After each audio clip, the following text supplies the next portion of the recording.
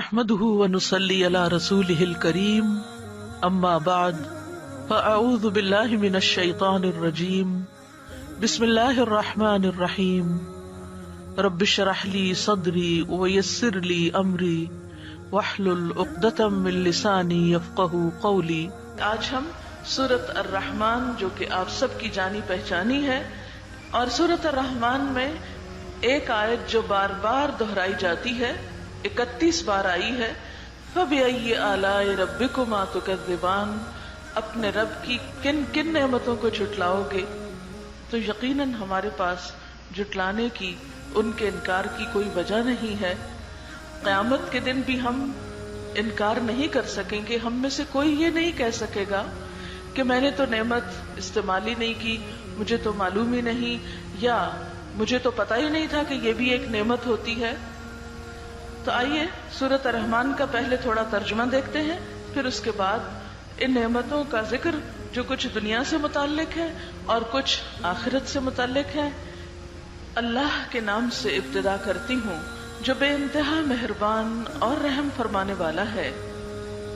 الرحمن، بے حد مہربان، علم القرآن، اس نے قرآن کی تعلیم دی، خلق الانسان، اس نے انسان کی تخلیق کی، اس نے انسان کو بنایا، علمہ البیان، اس نے انسان کو بولنا سکھایا۔ سورج اور چاند ایک حساب کے پابند ہیں، یعنی ان نعمتوں کو بھی اللہ ہی نے پیدا کیا، اور پیدا کر کے آزاد چھوڑ نہیں دیا، بلکہ ایک نظام کے تحت انہیں پابند رکھا۔ اور تارے اور درخت سب سجدہ ریز ہیں، یعنی پوری کائنات اللہ کے آگے جھکی ہوئی ہے، اللہ کی اطاعت کر رہی ہے۔ اس میں ہم بندوں کے لیے ایک سبق ہے کہ ہم نعمتیں پا کر کیا واقعی اللہ کے اطاعت گزار ہیں یا پھر اس کی نافرمانی کے کاموں میں لگے ہوئے ہیں۔ آسمان کو اس نے بلند کیا، یعنی انسان کو غور و فکر کی دعوت دی جا رہی ہے کہ دیکھو ایک چھت جو بغیر ستونوں کے ہے کتنی اونچی اٹھی ہوئی ہے کہ وہاں تک انسان کی رسائی بھی نہیں۔ اور میزان قائم کر دی، یعنی ہر چیز کے اندر ایک بیلنس رکھا، اعتدال رکھا۔ اس کا تقاضا یہ ہے کہ تم میزان میں خلل نہ ڈالو، یعنی اے انسان ان نعمتوں کو صحیح طور پر استعمال کرو اور زمین میں فساد نہ کرو، بگاڑ نہ پیدا کرو، اور انصاف کے ساتھ ٹھیک ٹھیک تولو اور ترازو میں ڈنڈی نہ مارو، یعنی بندوں کے حقوق صحیح طور پر ادا کرو۔ زمین کو اس نے سب مخلوقات کے لیے بنایا، یعنی زمین صرف انسانوں کے لیے نہیں، اس لیے اس میں ہمیں صرف انسانوں کے حقوق ہی نہیں، جانوروں کے اور دیگر مخلوقات کے حقوق بھی ادا کرنے ہیں، ان کا خیال بھی رکھنا ہے۔ اس میں ہر طرح کے بکثرت لذیذ پھل ہیں، کھجور کے درخت ہیں جن کے پھل غلافوں میں لپٹے ہوئے ہیں، طرح طرح کے غلے ہیں جن میں بھوسا بھی ہوتا ہے اور دانہ بھی ہے۔ بس اے جن و انس، تم اپنے رب کی کن کن نعمتوں کو جھٹلاؤ گے؟ انسان کو اس نے ٹھیکری جیسے سوکھے سڑے گارے سے بنایا، یعنی انسان اپنی حقیقت پر تو غور کرے، کہاں سے اٹھایا گیا، اور جن کو آگ کی لپٹ سے پیدا کیا۔ بس اے جن و انس، تم اپنے رب کے کن کن عجائب قدرت کو جھٹلاؤ گے؟ دونوں مشرق اور دونوں مغرب، سب کا مالک و پروردگار وہی ہے۔ بس اے جن و انس، تم اپنے رب کی کن کن قدرتوں کو جھٹلاؤ گے؟ دو مشرق اور دو مغرب کیسے؟ آپ نے دیکھا ہوگا کہ جہاں سے سورج نکلتا ہے وہاں سے غروب ہوتا ہے، یعنی ہر نکلنے والا سورج ہر روز جہاں طلوع ہوتا ہے وہاں غروب بھی ہوتا ہے، پھر جہاں غروب ہو رہا ہوتا ہے وہاں کسی اور جگہ طلوع بھی ہو رہا ہوتا ہے۔ تو ہر مغرب مشرق بھی ہے اور ہر مشرق مغرب بھی ہے، اس لیے دو مشرق اور دو مغرب کی بات ہوئی۔ پلیز آپ ذرا باہم اگر باتیں کرنا چاہتے ہیں تو باہر چلے جائیں، قرآن آپ کے سامنے پڑھا جا رہا ہے، یہ باتیں بعد میں بھی ہو سکتی ہیں۔ پورے ہال میں صرف آپ دو لوگ ہیں جو باہم بات کر رہے ہیں، یہ میری باتیں اس وقت نہیں ہو رہی ہیں، اللہ کا کلام آپ کے سامنے پڑھا جا رہا ہے، اس کا ترجمہ آپ کو بتایا جا رہا ہے۔ اس وقت آپ مجھے رسپیکٹ نہیں دے رہے، اللہ کے کلام کو دے رہے ہیں یا نہیں دے رہے؟ کیا آپ کی اپنی باتیں اس کلام سے زیادہ اہم ہیں؟ دونوں مشرقوں اور دونوں مغربوں سب کا مالک اور پروردگار وہی ہے۔ بس اے جن و انس، تم اپنے رب کی کن کن قدرتوں کو جھٹلاؤ گے؟ دو سمندروں کو اس نے چھوڑ دیا کہ باہم مل جائیں، یعنی سمندر میں دو طرح کے مختلف پانی، میٹھا اور کھاری، اسی طرح ٹھنڈا اور گرم دو طرح کا پانی ایک ہی جگہ ساتھ ساتھ چل رہا ہوتا ہے اور باہم ملتا نہیں، دونوں کے درمیان ایک پردہ حائل ہے۔ یہ سب کچھ کرنے والا کون ہے؟ اللہ رب العزت۔ دو سمندروں کو اس نے چھوڑ دیا کہ باہم مل جائیں، پھر بھی ان کے درمیان ایک پردہ حائل ہے جس سے وہ تجاوز نہیں کرتے۔ بس اے جن و انس، تم اپنے رب کی قدرت کے کن کن کرشموں کو جھٹلاؤ گے، یعنی کیسے نہیں اپنے رب کو پہچانو گے۔ ان سمندروں سے موتی اور مونگے نکلتے ہیں، بس اے جن و انس، تم اپنے رب کی قدرت کے کن کن کمالات کو جھٹلاؤ گے۔ اور یہ جہاز اسی کے ہیں جو سمندروں میں پہاڑوں کی طرح اونچے اٹھے ہوئے ہیں، یعنی پانی میں ایک سوئی تو ڈوب جاتی ہے، لیکن اتنا بڑا جہاز جو کہ پورے پہاڑ کی طرح نظر آتا ہے یا پہاڑ جتنا وزنی ہو سکتا ہے، وہ تیر کر ایک حصے سے دوسرے پہ چلا جاتا ہے، یہ اس کو صلاحیت کس نے بخشی؟ تم اپنے رب کے کن کن کمالات کو جھٹلاؤ گے۔ اور یہ جہاز اسی کے ہیں جو سمندر میں پہاڑوں کی طرح اونچے اٹھے ہوئے ہیں، پھر تم اپنے رب کے کن کن احسانات کو جھٹلاؤ گے۔ ہر چیز جو اس زمین پر ہے فنا ہو جانے والی ہے، اور صرف تیرے رب کی جلیل و کریم ذات ہی باقی رہنے والی ہے۔ بس اے جن و انس، تم اپنے رب کے کن کن کمالات کو جھٹلاؤ گے۔ زمین اور آسمانوں میں جو بھی ہیں سب اپنی حاجتیں اسی سے مانگ رہے ہیں، کیونکہ سب محتاج ہیں۔ بے نیاز صرف اس کی ذات ہے، ہم سب کو اس کی ضرورت ہے، اسے ہماری ضرورت نہیں ہے۔ ہر آن وہ نئی شان میں ہے، بس اے جن و انس، تم اپنے رب کی کن کن صفات کو جھٹلاؤ گے۔ اے زمین کے بوجھو، ان قریب ہم تم سے باس پرس کرنے کے لیے، یعنی تمہارا حساب لینے کے لیے فارغ ہوئے جاتے ہیں، پھر دیکھ لیں گے کہ تم اپنے رب کے کن کن احسانات کو جھٹلاؤ گے۔ یعنی انسان ہمیشہ اس دنیا میں نہیں رہے گا، یہ نعمتیں ہمیشہ ہمارے پاس نہیں رہیں گی، ہمیں بہت جلد یہ دنیا جس کی محبت میں ہم ڈوبے ہوئے ہیں، جس کے اوپر ہم کچھ اور سوچ ہی نہیں سکتے، یہ سب بہت جلد چھوڑ کر اپنے رب کی طرف واپس جانے والے ہیں۔ پھر ہم میں سے ایک ایک کا حساب ہوگا، ہر ایک کو جواب دہی کرنے ہوگی کہ وہ اپنے رب کی نعمتوں کو پا کر رب کے ساتھ کیا معاملہ کرتا رہا، اس کے دین کے ساتھ کیا سلوک کرتا رہا، اس کی کتاب کو اس نے کتنی اہمیت دی، اس کے رسول صلی اللہ علیہ وسلم کی کتنی عزت کی۔ ان سب نعمتوں کو پا کر بہت جلد ہم سے پوچھ ہوگی، لہذا وہاں جا کر تم کس نعمت کو جھٹلا سکو گے؟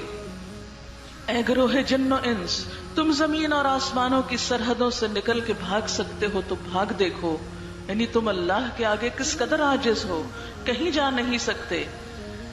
اگر تم بھاگنا بھی چاہو تو اس کے لیے بڑا زور چاہیے، اور وہ زور ہم میں سے کس کے پاس ہے کہ ہم اپنے رب سے بھاگ نکلے کہیں؟ پھر اپنے رب کی کن کن قدرتوں کو تم جھٹلاؤ گے، بھاگنے کی کوشش کرو گے تو تم پر آگ کا شعلہ اور دھواں چھوڑ دیا جائے گا جس کا تم مقابلہ نہ کر سکو گے۔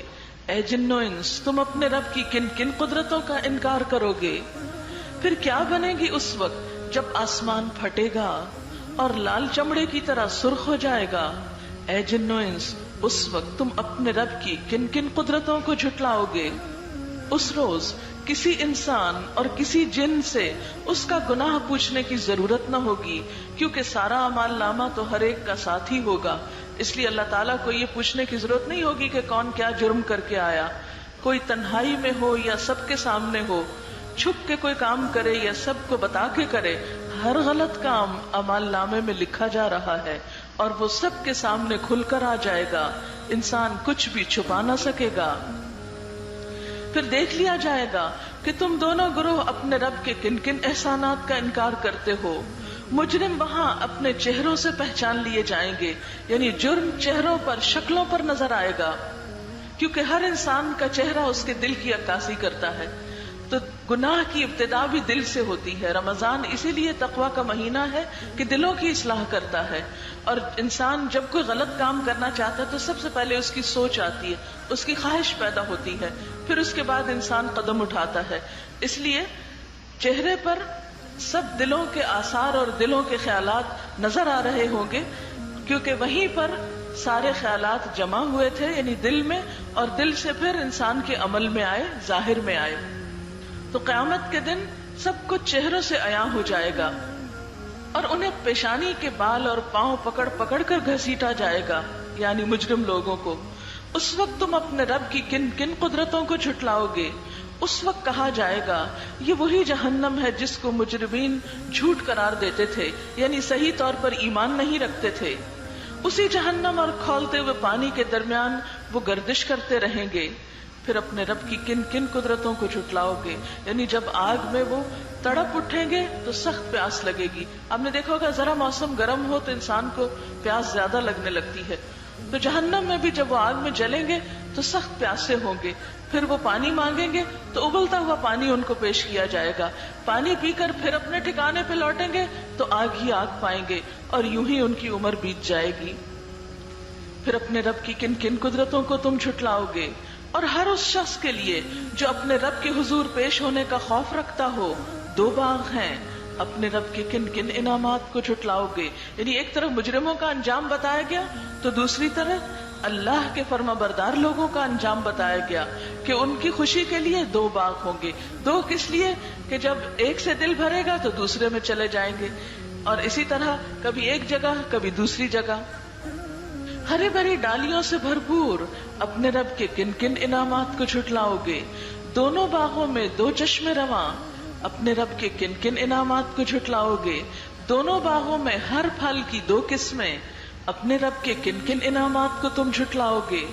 جنتی لوگ ایسے فرشوں پہ تکیے لگائے بیٹھیں گے جن کے استر دبیز ریشم کے ہوں گے، اور باغوں کی ڈالیاں پھلوں سے جھکی پڑ رہی ہوں گی۔ اپنے رب کے کن کن انعامات کو تم جھٹلاؤ گے؟ ان نعمتوں کے درمیان شرمیلی نگاہوں والیاں ہوں گی جنہیں ان جنتیوں سے پہلے کسی انسان یا جن نے ہاتھ نہ لگایا ہوگا۔ اپنے رب کے کن کن انعامات کو تم جھٹلاؤ گے؟ ایسی خوبصورت جیسے ہیرے اور موتی، اپنے رب کے کن کن انعامات کو تم جھٹلاؤ گے؟ نیکی کا بدلہ نیکی کے سوا اور کیا ہو سکتا ہے؟ پھر اے جن و انس، اپنے رب کے کن کن اوصاف حمیدہ کا تم انکار کرو گے؟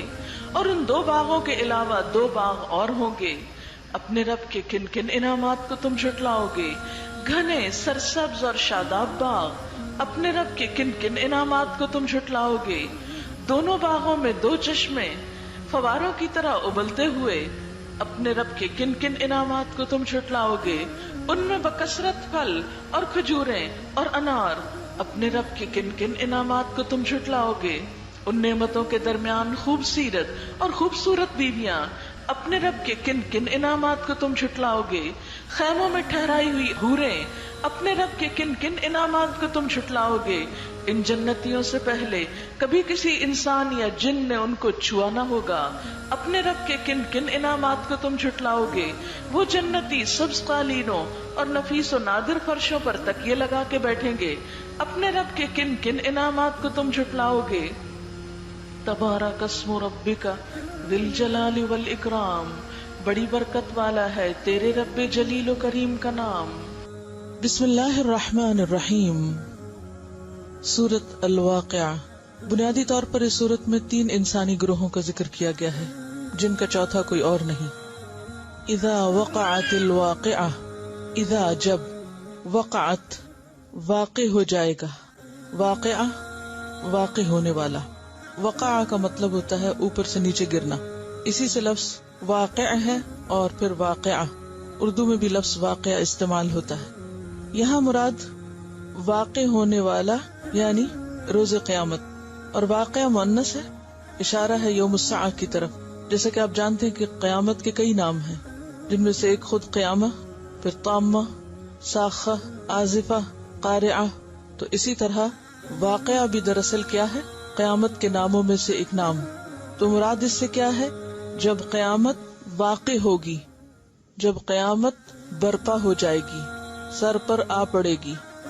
اذا وقعت الواقعہ، جب وہ واقعہ پیش آ جائے گا، قیامت قائم ہو جائے گی، اور اس کا قائم ہونا ایسا ہے لیس لوقعتها کاذبہ، لیسا نہیں، وقعہ واقع ہونا، ہا اس کا یعنی اس کا واقع ہونا نہیں ہے، کاذبہ کوئی جھوٹ، کوئی جھوٹی بات نہیں ہے، یہ ایک یقینی بات ہے، سچی بات ہے۔ قیامت کا واقعہ ایسا واقعہ ہے کہ جب وہ پیش آ جائے گا تو کوئی بھی اس کو جھٹلا نہ سکے گا. آج دنیا میں بہت سے لوگ ایسے ہیں جو اس دن کو نہیں مانتے، اس آنے والے حادثے کا انکار کرتے ہیں کہ ایسا کچھ بھی نہیں، یہ صرف من گھڑت باتیں ہیں. اور یہ ایک حقیقت ہے کہ آخرت پر ایمان ارکان ایمان میں سے ہے. ایک مسلمان کے لیے لازم ہے کہ وہ آخرت کو مانے. اگر کوئی شخص آخرت کو نہیں مانتا تو وہ دراصل مسلمان ہی نہیں. کیسا ہے وہ دن؟ خافضۃ رافعۃ، وہ قیامت پست کرنے والی ہے، بلند کرنے والی ہے. اور اسی طرح عزت اور ذلت کے معنوں میں بھی آتا ہے. تو خافضۃ نیچے کرنے والی یعنی ذلیل کرنے والی، پست کرنے والی، گرانے والی. اور رافعۃ بلند کرنے والی، اٹھانے والی یعنی عزت دینے والی. قیامت کا دن ایک ایسا دن ہے جس میں عزت اور ذلت کے معیار بدل جائیں گے. آج دنیا میں بہت سے افراد اور اقوام ایسے ہیں جو بظاہر بہت بلند مرتبہ نظر آتے ہیں، بہت عزت کے مقام پر نظر آتے ہیں، لیکن کل قیامت کے دن ان کا یہ مقام عزت ان سے چھین لیا جائے گا، اور صرف ایک قیامت کا حادثہ ہی انہیں پست کر دینے کے لیے کافی ہوگا. خافضۃ رافعۃ اذا رجت الارض رجا وبست الجبال بسا فكانت هباء منبثا وكنتم ازواجا ثلاثا فاصحاب الميمنة ما اصحاب الميمنة واصحاب المشأمة ما اصحاب المشأمة والسابقون السابقون اولئك المقربون. شروع اللہ کے نام سے جو بے انتہا مہربان نہایت رحم فرمانے والا ہے. جب وہ ہونے والا واقعہ پیش آ جائے گا یعنی آخرت کا واقعہ، تو کوئی اس کے واقع ہونے کو جھٹلا نہ سکے گا. آج ہم اس کی طرف توجہ نہیں کرتے، وہ ہمارے خیالوں میں نہیں ہے، لیکن جب وہ پیش آ جائے گا تو کوئی بھی اس سے انکار نہ کر سکے گا. وہ تہ و بالا کر دینے والی آفت ہوگی، یعنی زمین پر کوئی بھی چیز اس وقت ٹھہری نہ رہے گی، سلامت نہ رہے گی، بچے گی نہیں.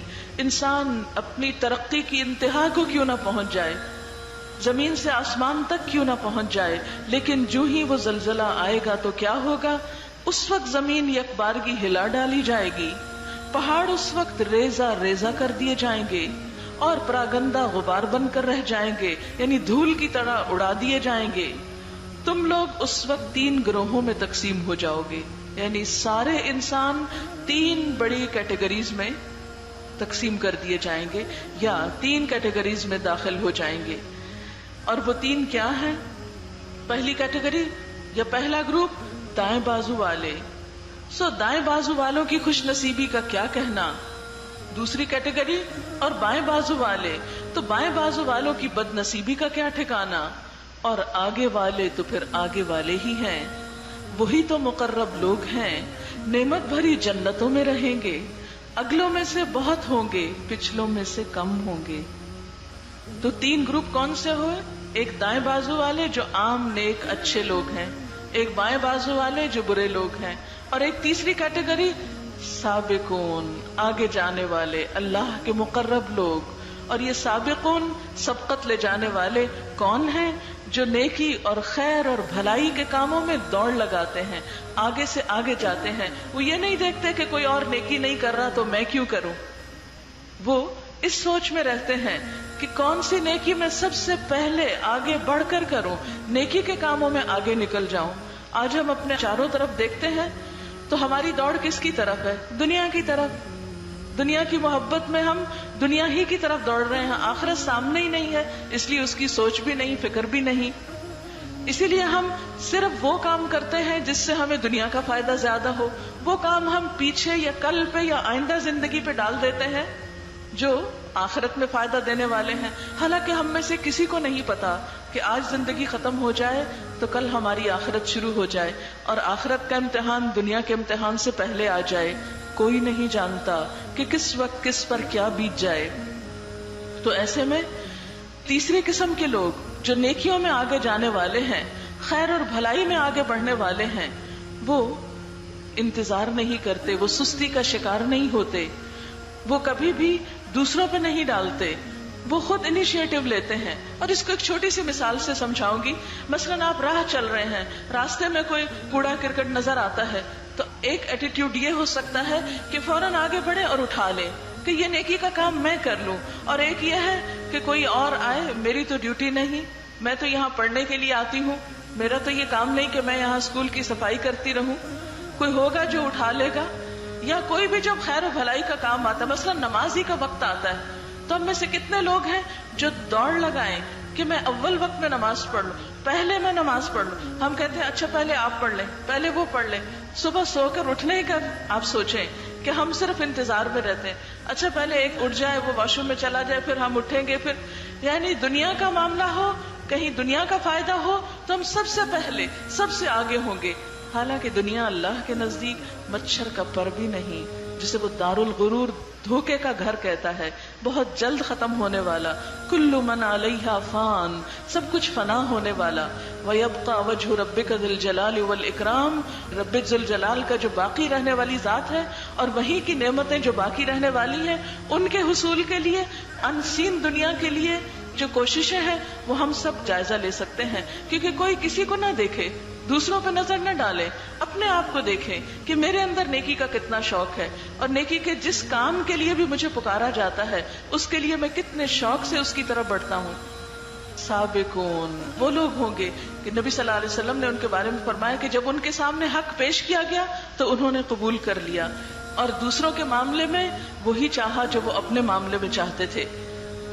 اور پھر یہاں پر تینوں گروہوں کے انجام بتائے گئے ہیں, اور مقرب لوگوں کے بارے میں بتایا کہ نعمت بھری جنتوں میں رہیں گے, اگلوں میں سے بہت ہوں گے, پچھلوں میں سے کم. ظاہر ہے کہ نبی صلی اللہ علیہ وسلم کے زمانے میں لوگوں کے اندر نیکی اور خیر کی محبت زیادہ تھی, پھر آہستہ آہستہ دنیا کی محبت آگے آ گئی, نیکیوں کی محبت جو ہے وہ پیچھے چلی گئی.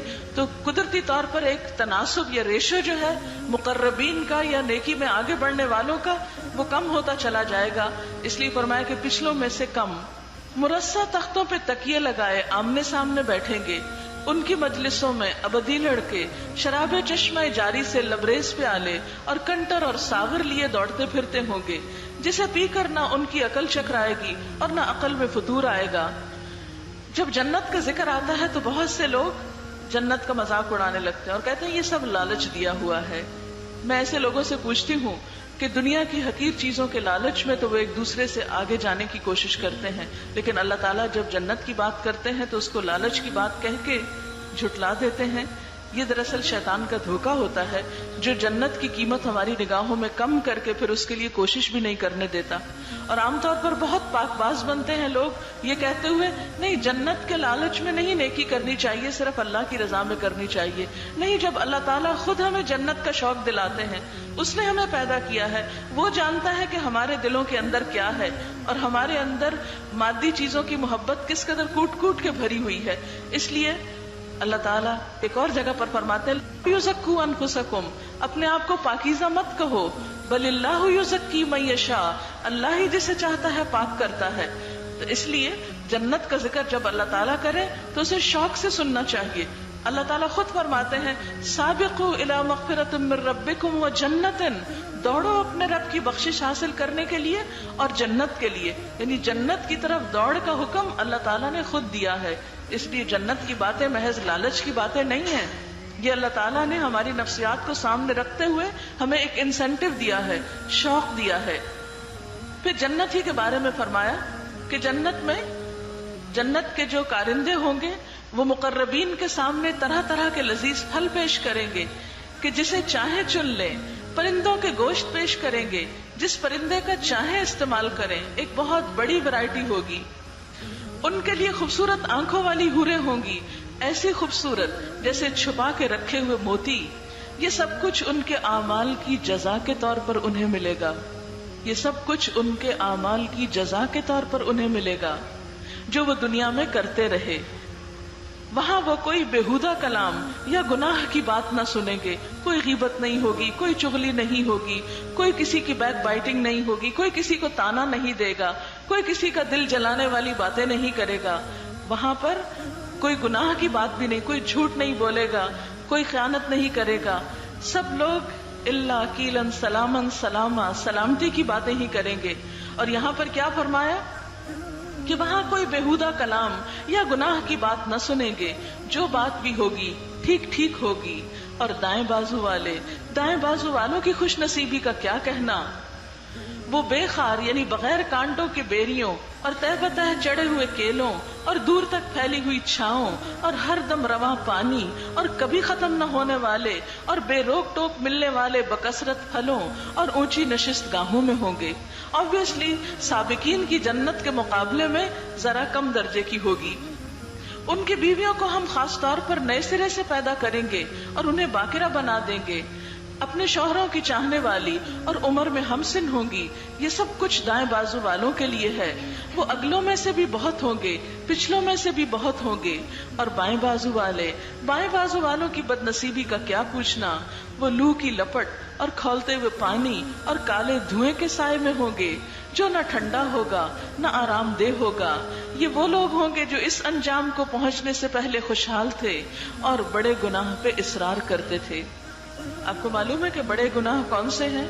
بڑے گناہوں میں سب سے بڑا گناہ تو اللہ تعالیٰ کے ساتھ شرک ہے، اور اس کے بعد والدین کی نافرمانی، ماں باپ کی بات نہ ماننا، ماں باپ کو اہمیت نہ دینا، ماں باپ کی قدر نہ کرنا.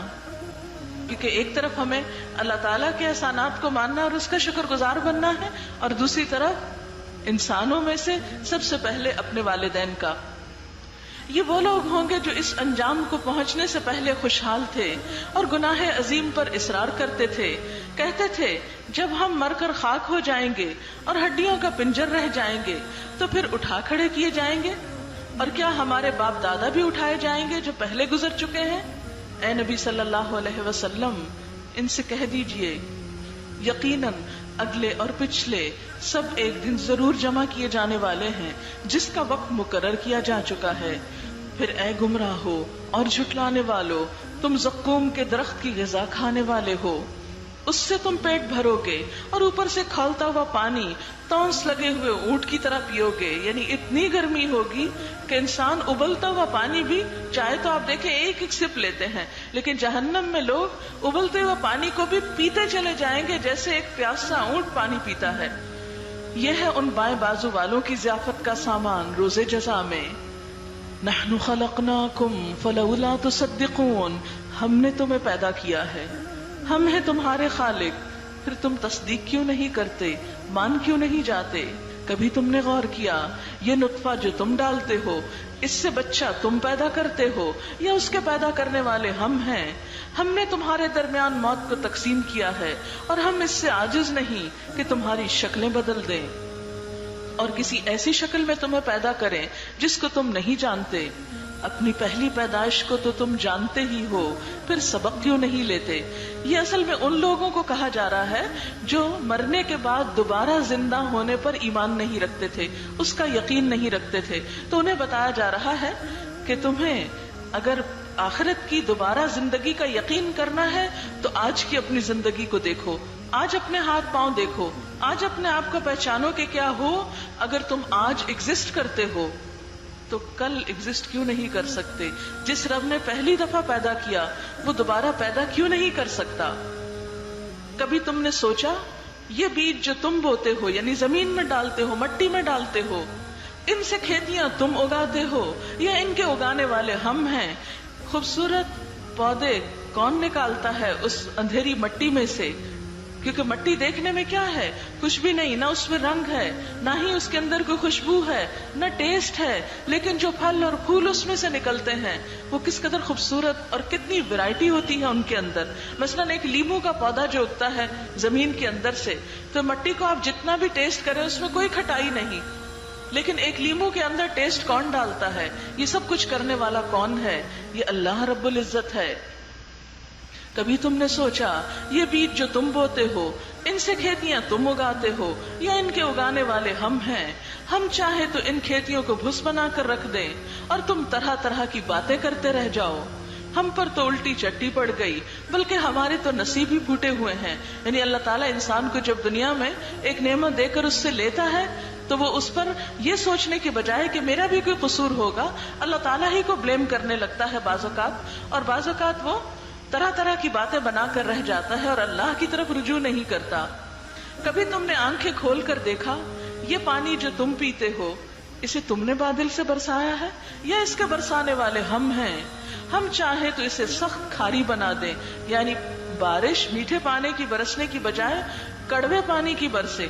اور کتنے حیرت کی بات ہے نا، آپ دیکھیں کہ جو واٹر سائیکل ہے وہ آپ سب جانتے ہیں کہ بارش کہاں سے بنتی ہے، جو سمندر سے بخارات اٹھتے ہیں۔ سمندر کا پانی کس قدر کھاری ہوتا ہے، وہاں سے اللہ تعالیٰ جو پانی اٹھاتے ہیں اور بادلوں کے ذریعے پھر زمین پہ برساتے ہیں وہ کھاری نہیں ہوتا۔ یہ سب کچھ کرنے والا کون ہے؟ پھر تم شکر کیوں نہیں ادا کرتے؟ کبھی تم نے خیال کیا کہ یہ آگ جو تم سلگاتے ہو اس کا درخت تم نے پیدا کیا ہے یا اس کے پیدا کرنے والے ہم ہیں؟ ہم نے اس کو یاد دہانی کا ذریعہ اور حاجت مندوں کے لیے زندگی کا سامان بنایا۔ بس اے نبی صلی اللہ علیہ وسلم اپنے رب عظیم کے نام کی تسبیح کرو۔ فسبح باسم ربک العظیم۔ بس نہیں، میں قسم کھاتا ہوں تاروں کے مواقع کی، اگر تم سمجھو تو یہ بہت بڑی قسم ہے کہ یہ ایک بلند پایا قرآن ہے۔ انہ لقرآن کریم فی کتاب مکنون، ایک محفوظ کتاب میں ثبت ہے، یعنی اس میں کوئی تبدیلی کر نہیں سکتا کیونکہ اس کی اصل اللہ تعالیٰ کے ہاں محفوظ ہے، جسے مطہرین کے سوا کوئی چھو نہیں سکتا۔ یہ رب العالمین کا اتارا ہوا ہے، یعنی اس قرآن کو معمولی چیز نہ سمجھو، یہ اللہ رب العزت کی طرف سے آیا ہے۔ پھر کیا تم اس کلام کے ساتھ بے اعتنائی برتتے ہو، اس سے بے رخی برتتے ہو، اس کی پرواہ نہیں کرتے، اس کو اہمیت نہیں دیتے، اس کو پڑھنے اور پڑھانے کے لیے تمہاری زندگی میں وقت نہیں ہے؟ قیامت کے دن جب ہم اللہ کے حضور حاضر ہوں گے، بڑی بڑی لائبریریاں چاٹ کر، دنیا کی ڈھیروں کتابیں پڑھ کر، اس وقت کیا اللہ ہم سے پوچھے گا نہیں کہ میری کتاب کو پڑھنے کا وقت نہیں ملا تھا تمہیں؟ کتنا کچھ پڑھ ڈالا۔ ایک بچہ کلاس 1 سے لے کر میٹرک تک بھی کتنی کتابیں پڑھ ڈالتا ہے۔ آپ سب اگر گننا شروع کریں تو شاید اس وقت شمار نہ کر سکیں کہ اب تک آپ کتنی کتابیں پڑھ چکے ہیں، اور اس سے آگے بھی آپ کتنی کتابیں پڑھیں گے۔ لیکن کس قدر افسوس کی بات ہے، اتنی کتابیں پڑھنے والے کبھی نہیں سوچتے کہ زندگی میں ایک بار اللہ کی کتاب تو پڑھ کے دیکھیں۔ انسانوں کی لکھی ہوئی کتابیں، ان کو ہم اہمیت دیتے ہیں، اللہ کی بھیجی ہوئی کتاب، اس کی کوئی اہمیت ہی نہیں ہمارے ذہن میں، ہمارے دل میں اس کی کوئی قدر ہی نہیں۔ صرف زبانی ضرور کہتے ہیں کہ ہم اس کو چومتے بھی ہیں، اوپر اٹھا کے رکھتے ہیں، سینے سے لگا کے رکھتے ہیں، خوبصورت غلافوں میں لپیٹ کے رکھتے ہیں، سنبھال کے رکھتے ہیں، لیکن جس کام کے لیے آئی ہے وہی نہیں کرتے اس سے۔ کیا واقعی ہمارے پاس وقت نہیں؟ کیا واقعی ہمارے پاس عقل نہیں؟ کیا واقعی ہم دیکھ نہیں سکتے؟ کیا واقعی ہم پڑھ نہیں سکتے؟ کیا واقعی ہم سمجھ نہیں سکتے؟ کیا واقعی سمجھنے کے مواقع نہیں ہیں؟ سب کچھ ہے لیکن دل ہی نہیں ہے۔ نہ صحیح، پلٹنا تو اسی کی طرف ہے جس نے یہ کتاب بھیجی ہے۔ وہاں پر دوسری کتابوں کا تو امتحان نہیں ہوگا، وہاں تو اس کتاب کے مطابق امتحان ہوگا۔ پھر اگر اس کو پڑھے بغیر چلے گئے تو کیا جواب دیں گے، کیا حساب دیں گے؟ وہ لوگ تو پھر بھی شاید معذور ہیں، مجبور ہیں کہ جو پڑھنا لکھنا نہیں جانتے، لیکن پڑھے لکھے لوگ، بڑی بڑی ڈگریاں رکھنے والے، ساری زندگی میں ایک اللہ کی کتاب نہ پڑھ سکے، وہ رب کو کیا جواب دیں گے، کیا حساب دیں گے؟ اسی لیے اللہ تعالیٰ فرماتے ہیں افبہذا الحدیث انتم مدہنون، وہ کتاب جو محفوظ کتاب ہے، بلند پایا کتاب ہے، باعزت کتاب ہے، جسے مطہرون کے سوا کوئی چھوتا نہیں اللہ کے ہاں، مقرب فرشتوں کے پاس ہے، رب العالمین کی اتاری ہوئی ہے، تم اس کی پرواہ نہیں کرتے، تم اس کی قدردانی نہیں کرتے۔ وَتَجْعَلُونَ رِزْقَكُمْ أَنَّكُمْ تُكَذِّبُونَ، اور تم نے اپنا حصہ اس میں یہ رکھا ہے کہ اسے جھٹلاتے ہو، جو بات سمجھ میں نہیں آتی اس کا صاف انکار کر دیتے ہو، ماننے کی باری آتی ہے، عمل کی باری آتی ہے تو عمل کر کے نہیں دکھاتے۔ اب اگر تم کسی کے محکوم نہیں، یعنی تمہارے اوپر کوئی حاکم نہیں، کوئی رب نہیں، اور اپنے اس خیال میں تم سچے ہو، تو جب مرنے والے کی جان حلق تک پہنچ جاتی ہے اور تم اسے اپنی آنکھوں سے دیکھ رہے ہوتے ہو کہ وہ مر رہا ہے، اس وقت اس کی نکلتی ہوئی جان کو واپس کیوں نہیں لاتے؟ اللہ تعالیٰ پوچھ رہے ہیں، ایک سوال کر رہے ہیں کہ اگر تم سمجھتے ہو کہ تم ایسے ہی آزاد ہو اس دنیا میں اور کوئی تم سے پوچھنے والا نہیں، تمہارا حساب لینے والا نہیں، تو سوچو ذرا کہ پھر اگر تم آزاد ہو تو اپنی آزادی استعمال کرو، اگر خود کو طاقتور سمجھتے ہو تو اپنی طاقت استعمال کرو، اور جس وقت مرنے والے کی جان نکل رہی ہوتی ہے، وہ تمہارے ہاتھوں سے جا رہا ہوتا ہے، تو ذرا تم اس کی جان واپس تو لا کے دکھاؤ، اس کو نہ جانے دو، اس کو روک لو۔ لیکن کیا کبھی کوئی روک سکا کسی کو؟ کوئی نہیں روک سکتا۔